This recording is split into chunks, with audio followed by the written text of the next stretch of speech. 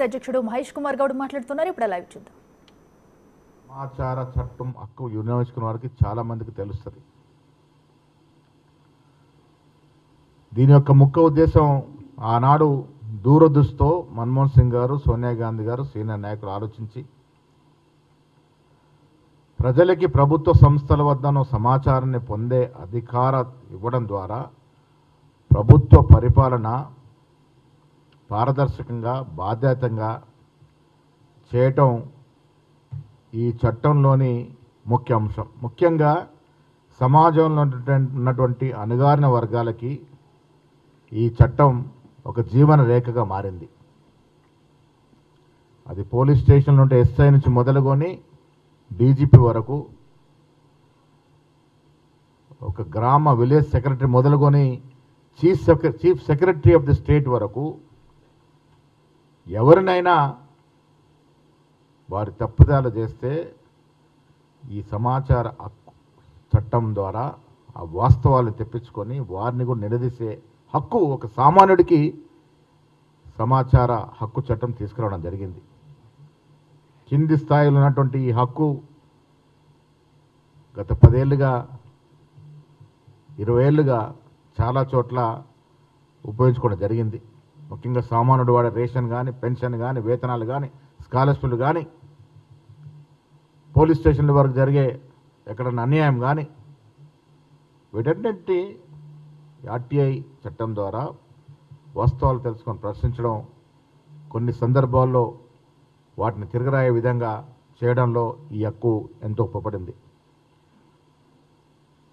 UPA ప్రభుత్వం ఎన్ని గొప్ప చట్టాలు తీసుకొచ్చిందంటే, సమాచార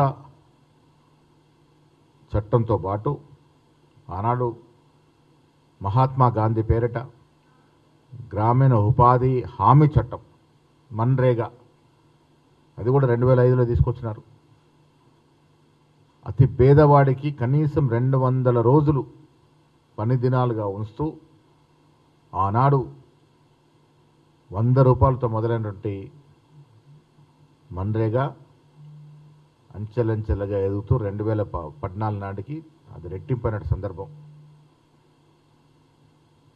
ఫారెస్ట్ రైట్స్ చట్టం 2006లో, విద్యా హక్కు చట్టం 2009లో, భూ స్వాధీన సముచిత పరిహార చట్టం ల్యాండ్ అక్విజిషన్ యాక్ట్ 2013లో, జాతీయ ఆహార భద్రత చట్టం 2013లో, ఇలా 5-6 చట్టాలు తీసుకొచ్చి దేశ ప్రజలకి సంపూర్ణమైన హక్కుల్ని ప్రదానం చేసింది యూపీఏ ప్రభుత్వం.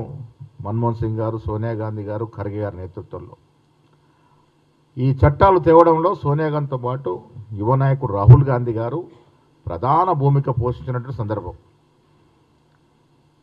ఇంత గొప్ప చట్టాలు తీసుకొచ్చి ప్రజల చేరులో ప్రభుత్వాన్ని, ప్రజల ముంగిట్లో ప్రభుత్వాన్ని ఉంచితే, దురదృష్టవశాత్తు 2014లో ఈ దేశంలో అధికారంలోకి వచ్చినటువంటి బీజేపీ ప్రభుత్వం ఒకటొకటిగా ఈ చట్టాలకి తూట్లు పొడుస్తూ పోయింది.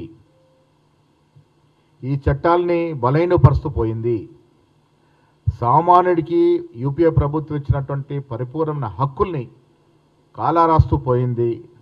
ఉదాహరణకి 2005లో తీసుకొచ్చినటువంటి సమాచార హక్కు చట్టాన్ని దాని మీద దాడులు జరిగాయి. ముఖ్యంగా 2013లో సవరణ ఈ చట్టం యొక్క స్వతంత్రతను బలహీనపరిచింది మరియు ఒత్తిళ్లకు అవకాశం ఇచ్చింది. ఈ చట్టంలో ఎంత వెసులుబాటు తీసుకొచ్చినారంటే, 2019 సవరణలతో ఇన్ఫర్మేషన్ కమిషన్ యొక్క స్వతంత్రత బలహీనపరిచారు. మొదట్లో కమిషనర్కి 5 సంవత్సరాల స్థిర పదవీ కాలం ఉండేది. కానీ ఆ పదవీ కాలాన్ని కూడా నిర్ణయించే అధికారం కేంద్రం తీసేసుకుంది.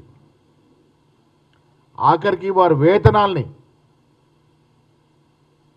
నిర్ణయించేది, సవరించే అధికారం కూడా కేంద్రం తీసేసుకుంది.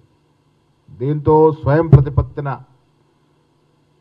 కార్యక్రమాలు నిర్వహించినటువంటి సమాచార హక్కు చట్టం కమిషనర్లు కేంద్రం యొక్క ప్రభుత్వం యొక్క ఒత్తిళ్లకు లొంగే విధంగా ఆ వెసులుబాటు అవకాశం తీసుకుంది.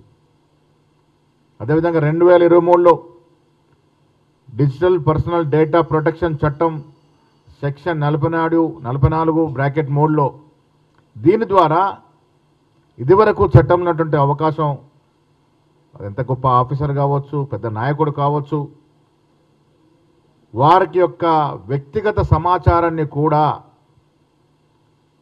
ప్రజాహితానికి సంబంధించినప్పటికీ వెల్లడించవలసినటువంటి ఆ సమాచారాన్ని ఇదివరకు అవకాశం ఉండే. ఈ 2023 డిజిటల్ పర్సనల్ డేటా ప్రొటెక్షన్ చట్టం ప్రకారం ఆ అవకాశాన్ని కూడా తొలగించారు. ఇదే కాకుండా ఎన్ని రకాలుగా ఈ చట్టాన్ని నీరుగారుస్తూ వచ్చినారు ఈ 10 ఏళ్ళలో అంటే,